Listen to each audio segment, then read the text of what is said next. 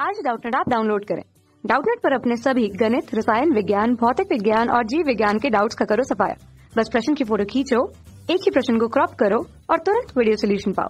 अभी डाउनलोड करें। नमस्कार दोस्तों, दिया गया प्रश्न है जल विद्युत का उत्पादन किस प्रकार किया जाता है, चित्र सहित समझाइए। उपरोक्त चित्र में एक व्यवस्था प्रदर्शित है जिसमें आप समझ पाएंगे कि जो जल की ऊर्जा होती है उसे किस प्रकार से काम में परिवर्तित किया जाता है, विद्युत ऊर्जा में परिवर्तित किया जाता है।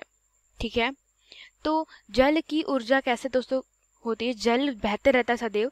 ठीक है, तो जल के अंदर कौन सी ऊर्जा हो जाती है? जो बहने वाली जल ऊर्जा होती है उसमें होती है दोस्तों गतिज ऊर्जा। ठीक है, तो जल की गतिज ऊर्जा को ही क्या कर रहे हैं हम लोग दोस्तों, विद्युत ऊर्जा में परिवर्तित करने का प्रयास करते हैं। ठीक है, वो कैसे दोस्तों? जैसा डैम आप लोगों ने सुना होगा, तो डैम में क्या किया जाता है, पानी को बहुत बड़े मात्रा पे क्या कर दिया जाता है, रोक दिया जाता है।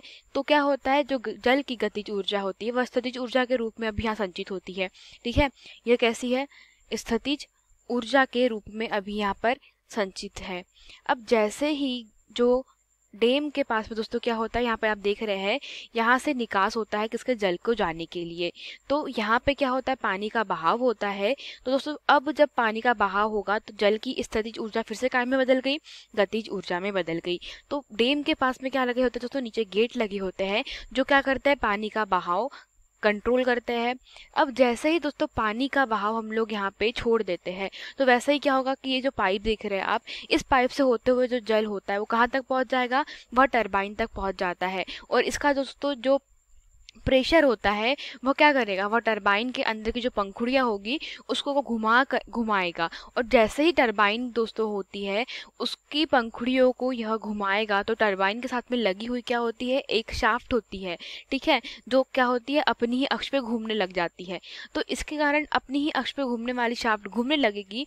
और अगर शाफ्ट घूमेगी तो क्या किया जाता है कि एक विद्युत जनित्र में उस शाफ्ट को लगा दिया जाता है। तो शाफ्ट के घूमने के साथ साथ जो यहाँ पे विद्युत जनित्र होता है, विद्युत जनित्र के भीतर की शाफ्ट भी घूमने लगती है।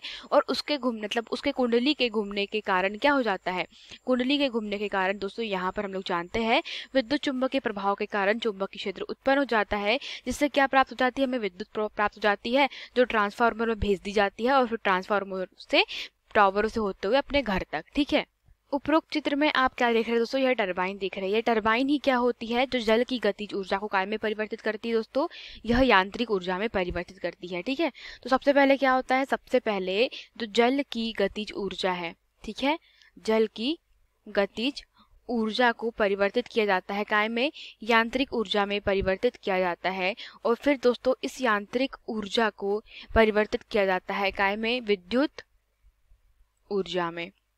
तो यांत्रिक ऊर्जा में परिवर्तन करने के बाद विद्युत ऊर्जा में तो दोस्तों हम लोग जानते हैं कि किसी भी विद्युत जनित्र के द्वारा यांत्रिक ऊर्जा से विद्युत ऊर्जा में रूपांतरण आसान होता है। लेकिन यांत्रिक ऊर्जा प्राप्त करने के लिए क्या किया गया है, यहाँ पे जल की गतिज ऊर्जा को अपनाया गया है। तो देखिए दोस्तों, सबसे पहले क्या हुआ, जैसे कि आपको पहले बताया था यहाँ पे कि डैम से क्या आता है, यहाँ पे पानी आता है और फिर टरबाइन घूमने लगती है। तो मुख्य काम क्या होता है, टरबाइन का काम होता है यहाँ पे। तो टरबाइन दोस्तों यह जो होती है कुछ इस प्रकार की बनी होती है, जो आप ये गोल कलर देख रहे हैं।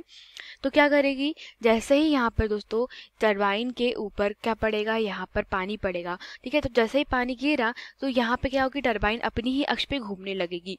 तो टरबाइन जब घूमने लगेगी अपनी अक्ष पे तो इससे जो बंधी हुई धुरी है वह भी क्या होगी, वह भी अपनी ही अक्ष पे घूमने लग जाएगी। ठीक है, तो इस प्रकार से दोस्तों क्या हुआ कि टरबाइन के घूमने के कारण धुरी भी इसकी घूमने लगी परस्पर। तो यहाँ पे जल की गतिज ऊर्जा काय में परिवर्तित हो गई, यांत्रिक ऊर्जा में परिवर्तित हो गई। अब यांत्रिक ऊर्जा दोस्तों क्या हो गई, अब ये जो धुरी है वह क्या करेगी, जो जनरेटर है, विद्युत जनित्र है, उसके साथ में दोस्तों साफ उसके भीतर की जो कुंडली है, ठीक है, ये जो आप देख रहे हो दोस्तों कुंडली, इस कुंडली को क्या करेगी, अपनी ही अक्ष के परितः घुमाने लगेगी। और यहाँ से घुमाने के बाद क्या प्राप्त हो जाएगी दोस्तों, हमें आउटपुट में, निर्गत में हमें प्राप्त हो जाती है विद्युत धारा। ठीक है, तो इसी प्रकार से क्या किया गया, जो जल की गतिज ऊर्जा है अर्थात स्थितिज ऊर्जा से पहले यहाँ पे क्या प्राप्त होगी, जल की गतिज ऊर्जा।